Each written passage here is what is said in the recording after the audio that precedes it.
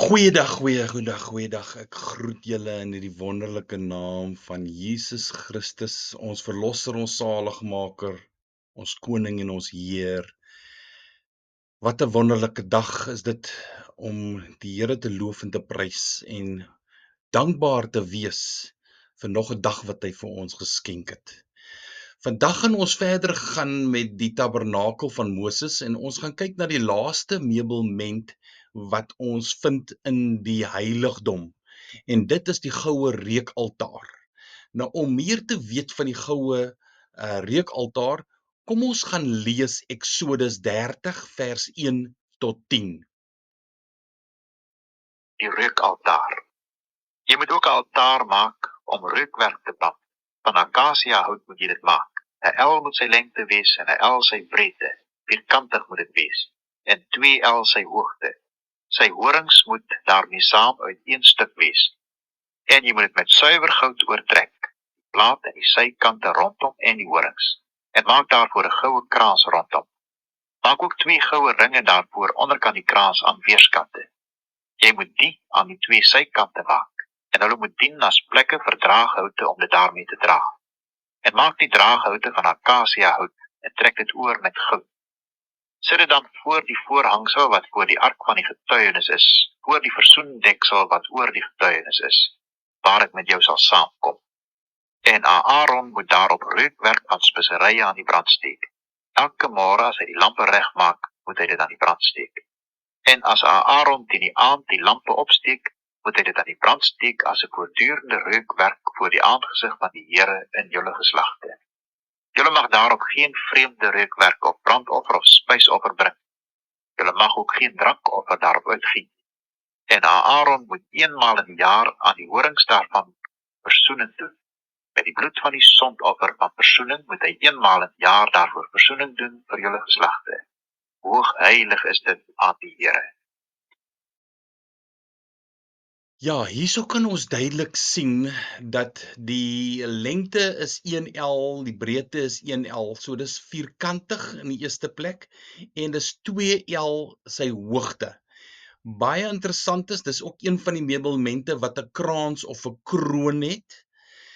Soos die tafel van toonbrode 2 krone het die reukaltaar 1 kroon.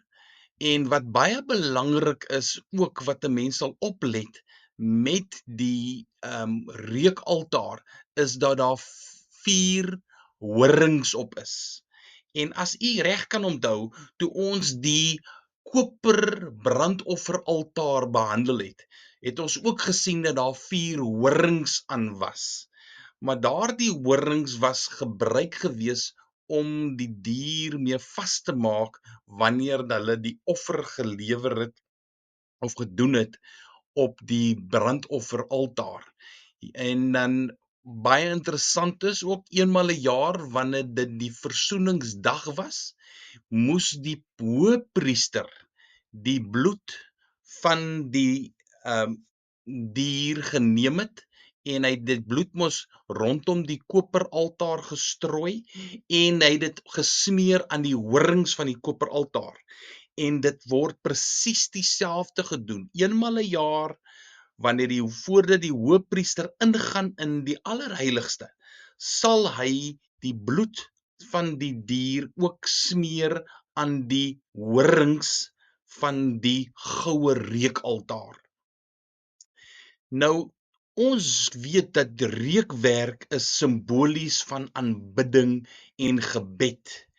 En die reukwerk is ook aangesteek volgens wat ons gelees het in die oggend en die aand. En dit is baie belangrik dat ons as kinders van die Here net moet besef dat ons in ons dag moet begin en ons dag moet eindig met aanbidding en lof en prysing tot God.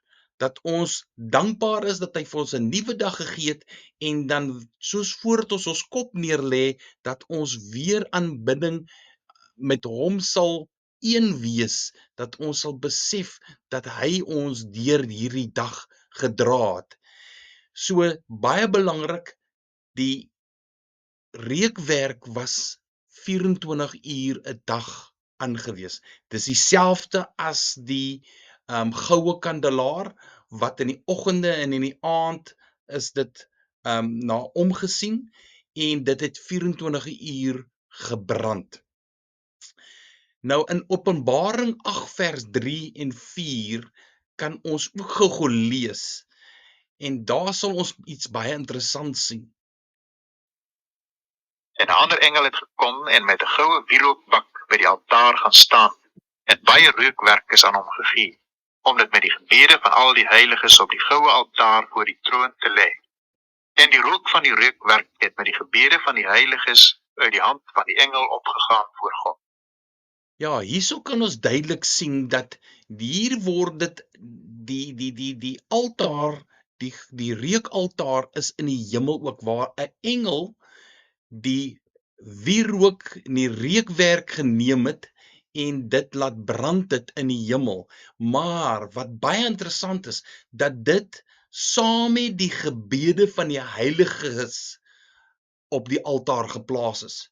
So baie belangrik, baie kinders van die Here besef nie hoe belangrik gebed is nie. Gebed is soos reukwerk wat opgaan na die Here toe. En ons moet dit werklik waar net besef. En dan die ander ding wat baie belangrik is, soos met al die ander meubelment wat ons gesien het, is dat die altaar, die reukaltaar was van akasia hout gemaak en is oorgetrek met suiwer goud, wat dui op Jesus Christus wat vir ons ook intree as hoëpriester. En dit is uit en uit, as jy Jesus Christus werklik waar ontmoet het en hy deel is van jou lewe, dan is dit vir jou aangenaam om amper die hele dag in aanbidding en in kommunikasie met God te wees. Dit word nie meer dit is nie meer moeite om op jou knieë te gaan en jouself te verootmoedig voor die Here nie. 'n Mens sien uit daarna om werklik waar met die Here weer te kan gesels en werklik waar alleen tyd saam met hom te spandeer. Nou as ons so ver daarna kyk, so ware aanbidding vind plaas as ons deur die goue kandelaar die openbaring van die waaragtige lig van Christus ontvang het. Waarna ons die versadiging van die lewende brood ook ontvang het. Dat die 3 meubelment binne in die heiligdom is almal deel van mekaar. Die een kan nie sonder die ander nie. Ons het die waaragtige lig van Christus nodig, dat ons, soos jy sal sien, verduidelik Paulus in Efesiërs 4 vers 17 en 18 verduidelik hy vir ons dat die mens wat die Here Jesus Christus nie ken nie, dat hy verduister is in sy verstand en dat hy verhard is in sy hart, en dat ons wat die waaragtige lig ontvang het van Christus, dat ons werklik waar van sy lewende brood sal eet en dat ons werklik waar dan in aanbidding en in dankbaarheid tot God toe sal nader, dat ons werklik waar ons gebede soos reukwerk aan God sal offer. En dit is wat dit alles beteken.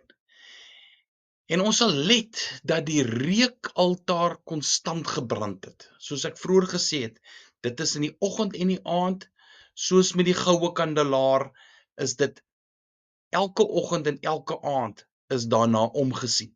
Sodat daar 24 uur reukwerk is, daar 24 uur lig is.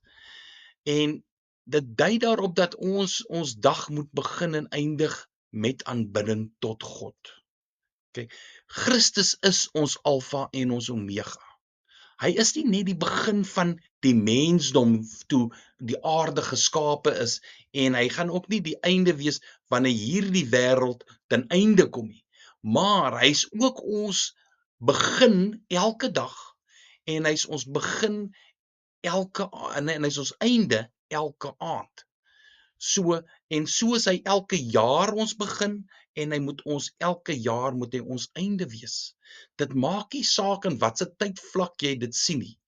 Jesus Christus is die begin en die einde. Hy is die Alfa en die Omega. Ons moet een ding besef. As 'n mens gou-gou gaan lees in Jesaja 1 vers 13, dan sien ons iets baie interessant daar.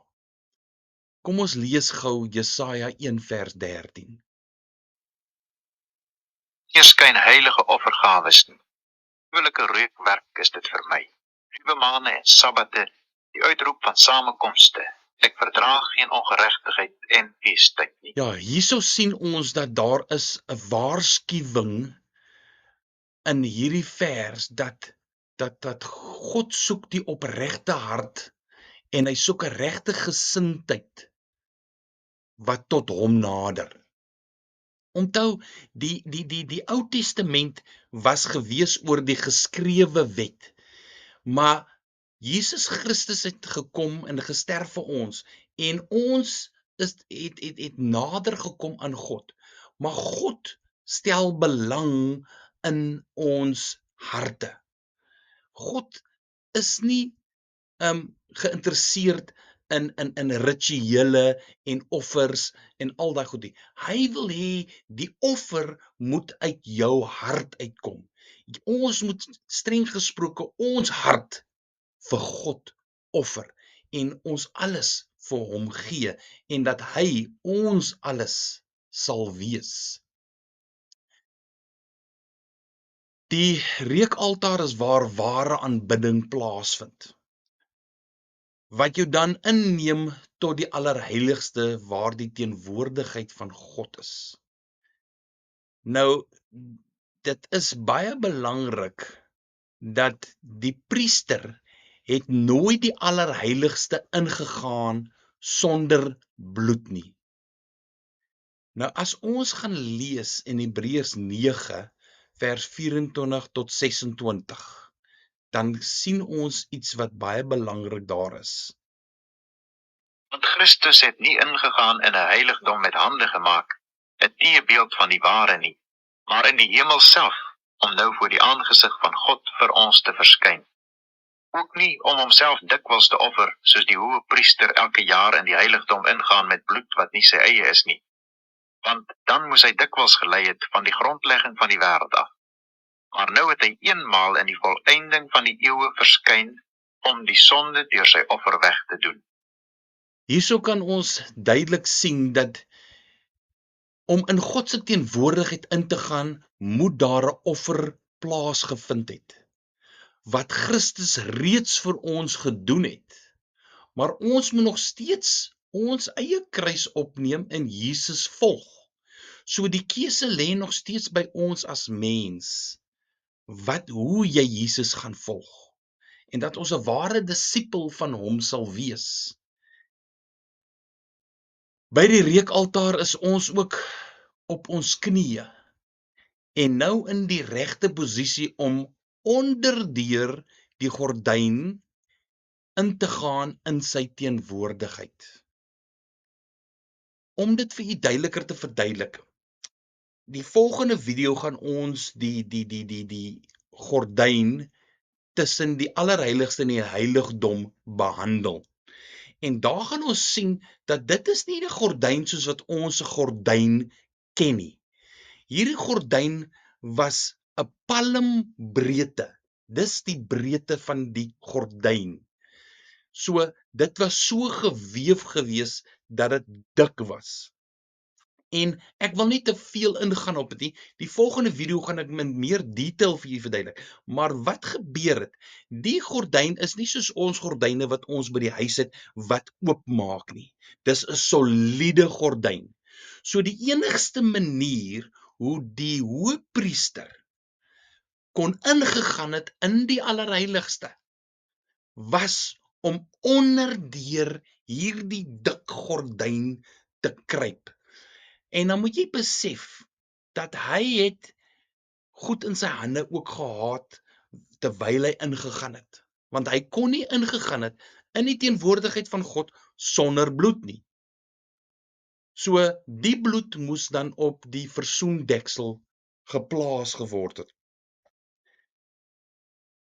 Ten slotte wil ek afsluit met Psalm 141 vers 2, wat sê: Laat my gebed soos reukwerk voor u aangesig staan, die opheffing van my hande soos die aandoffer. Mense, dat 'n mens werklik waar net weer eens sal besef dat ons gebede, ons aanbidding, ons lofprysing, dit is wat moet opgaan na God toe. En as ons dit met 'n opregte hart doen, is daar geen rede hoekom God ons gebede nie sal beantwoord nie. En dat hy werklik waar 'n behaag het in ons offer, in ons gebede en ons lofprysing aan hom. Ek hoop u het ontvang en dat u net weer eens sal besef dat ons gebed is soos reukwerk wat opgaan na God, en dat ons werklik waar net moet besef dat ons tyd moet uitkoop om voor die aangesig van die Here ons te ontmoedig, dat ons werklik waar in aanbidding voor hom sal probeer wees soveel as moontlik.